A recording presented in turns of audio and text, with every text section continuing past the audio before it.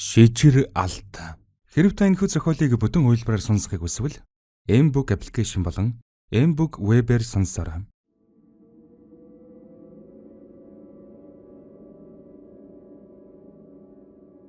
Дөрөвдүгээр хэсэг. Ичи минь буг болчиход бидний араас ирчихсэн юм уу? Гэж Нямааг хоолоо жичрүүлэн асуухад хөгшин лам түр малгайган тайлан амс хийх зуран. Гүй. Талийг чээж чинь ч бас цус дагсан хар муу юм төрдөж насаар алзавсан хүн. Харин тэр хараал өгсөн хойнонч биеийг нь тавьж өгөхгүй байсаар сүнс нь байхгүй биеийг жам ёсоор нь байгальж шингээх ус барьж авч үлдээд хотовор босгож ирж хөдөлгөж өг хүртэл хийлүүлж байна шүү дээ. Тэгэхээр ийм л муу ёрын юм дайрчихсан гэсэн үг. Нэма тэгвэл энэ бүхэн хаанаас ихэлсэн юм бэ? Гэвэл хөгшин лам хэсэг бодол хийлснэн. Миний таахнын тэндээс л ихэлсэн болов уу та гэд дууг болов.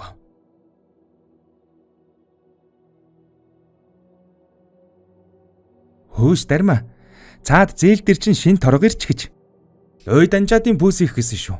Үгүй чи аль бошвол хамт очиж харъя.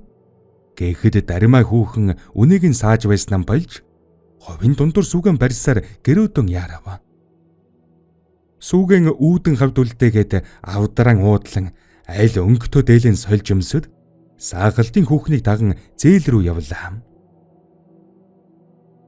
Олон хүн цугласан гудамаар алгасаар зээл дээр ирж төмөн хүүхэн божигнсан пүүсийн лангуун дээр ирэв.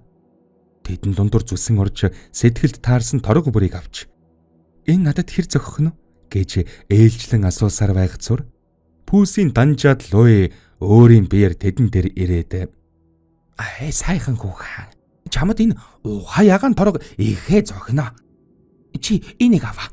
Би чамд өгье гэж гин. Энэ үгийг сонссон хүүхнүүд аман даран айлгуйтан инээж гарлаа. Гэтэл тэдэн дунд залуу өрийн дуу гарч тэгнэ бага. Монгол хүн байтал ийм цусан улаан өнгөмсөх нь хэр зохихов гэж гин. Хүүхнүүд тэр зүг харвал нар салхин ганцсан гэмээр хуучин дээлтэй хүдэр чирийгэр дугтуулан тавьсан малгайган өргөж бүсгүйчүүд тийш инээмсэглэн зогсож байхын тэрэ. Дармаа хүүхний найз айлгуйтан тэгэд таныхаар аль торгон дээр юм бтэ хэмээн асуухад залуу ирээ. Мөн хөх тэнгэрийн өнгөт номин ногон хээтэн дээр босов гэлээ. Дармаач тэр торгыг авч ингэртээ нааж алив та нааш нэг хараач хэр зөхөж байна гэвэл залуу танан цагаан шүдэн гарган инээмсэглээд ванли ичгээд буцан алгав. Дарма торгыг лангуун дээр орхиод залуугийн араас олон улсыг зүсэнгүй лээ. Залуу зээлэр холхих олны дундуур орон эгээтэл алга болохын наана дарма арай ихэн гүйцэж ирээд та ядаж нэрийг хэлэхгүй юм уу? Базар. Харин энэ сайхан хүүхний нэр хэн бэлээ? Дарма. Та торгоо авахгүй яагав вэ? Би авахгүй. Чамин торго ирсэн гэхээр нь үзэхэр л ирсэн юм. Тэгээд жойрд зээлэр хисээгүй. Зэлнээсээ холдохгүй надад төмөнтэйгээ божигнаад сайхан байна. Надад ч зээлэр хисч яваад зээр шиг сайхан бүсгүүтэй таарад 2-3 үг солих сайхан л байна. Таныг ажилтаа байхад би төвөг болчих уу та? Ажил уу? Зээл зөрсөн ажлаа бүдээж гисэн. Та зээл рүүгэн яарахгүй бол надтай жаахан хэсвэл ямарв? Бололгүй тий. Хэмээн хоёр олны дунд орж алга болгохоор лангуун дээр хоцорсон дармаагийн найз сүндэр минчидэл ууралсаар хоцорчээ. Хэд хоногийн дараа сүндэр хачин ганган дээл өмсч гсэн ирхэн тэр. Дармаа түүнийг тосон авч уулзахад сүндэр энэ торгыг луй данжаад өгсөн юм.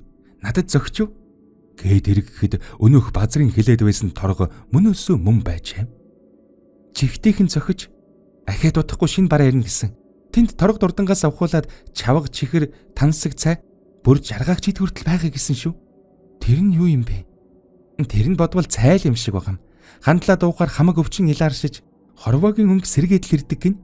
Энэ хүрээний хамаг сайхан хүүхнүүд чухам тэрийг чинь уугаад өнгө цус ороод жигтэйгэн хөөрхөн болдог гэх чинь үлээ. За тэр чи яах вэ? Чи эрдийд яава? Намайг зээл дээр өрхөд алга болчих юм. Гэхэд Дарима баахан ичингөрж байснаа. Би хүнтэй танилцаад нөгөө дээлийн өнгө зааж өгдөг залуу Базар гэдэг юм блэ. Ийшээ хойгонтой ирсэн гэсэн. Дарима минь хамаагүй хүнтэй нөхөрлөж үж хоттой хоноо хараг эртэйг нь тоноолчихвол яах вэ? Ханаас ч доншуулж ирсэн хулгайч юм блэ. Хэн мэдхв? За арайч үгүй л хүүдээ. Харах юм муу хүн шиг санагдаагүй. За. Одоохондоо сэжиглээд яах вүлээ? Гэхдээ найз нь чих тавина. Хэний хүү хаанаас ирээд сууж байгааг нь ядаж мэдээ дээ. Тэгэр эхүү. Тэгээд надад л хэлээрээ. Чи цуурхаа шүү. Өөрхөн амтнд цуурчхав та. За, чи найзаагаа юу гэж байгаа юм бэ? Би энэ цуурхаа ам чинь бас цагаа тулвал ган цойжл гэсэн үг шүү. Хэмээн бөсгүйчүүд хав ойрын сонин сайхан солилцоод амжлаа. Энэ явдлаас хэд хоногийн дараа малын бэлчээр дээр Базар Дарима хоёр сэмсэмхэн уулзаж сэтгэлийн үгэн ярилцгуулжээ. Хөгшин автаган хоёул амьдардаг Дарима хүүхэн урд эрэгтэй хүнтэй нөхөрлөж сэтгэлийн үгэн ярилцах нь битгий хэл харц шидэлцэж үзээгүй атал тэр өдөр аль шилэн татсан гэмээр гинтэл гүйж очиж залуудаа танилцсан ярин ичин гүрэхэд Базар түүний нүүрлө унжсан үсийг хой шилж ийм сайхан хүүхэн энэ хүрээнд чинь байхаа ёстой өдрийн од гэмээр юм. Тэр одыг шүүрчихсэн шиг санагдаад шүн орой нойр хулчин чамайг л бодох боллоо. Гэсээр дээлийнхэн энгэрийн товчийг султгажээ. Бүсгүй эсэргүүцсэнгүй. Гэвч Базар өөрийн эцэг их нутгийнхан тухай ганцж үг ган хийхгүй. Зөвхөн Даримагийн гоо үдсгэлэнд хэрхэн сэтгэл алдарч түүний тухай хорон мөчбөрт бодож буй тухайгаан л ярих. Базарыг хүрээнд таних хүнгүй тул хэнээс хэрхэн сургал гаанч мэдэхгүй. Үнээг нь сааж ирчгээд ойр зуурхан ажиллаа нугалж байтал сүндэр яарангүй ирлээ. Энэ удаад тэр мөн өөр өнгөтэй дээл өмсч гэж амьсгал дээгүр гүйж ирсэн бүсгүйгээс лавлахад Дарима тэр чинь айхтар хүн юм чи болж үз гэхэн тэр.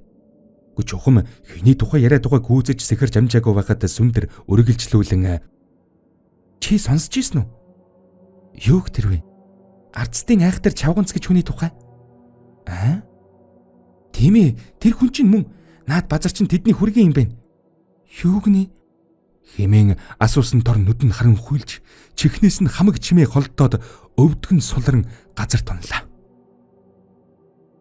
Дарима сэргээ дэрэг хүйстийн цөрхөртөл ойлов.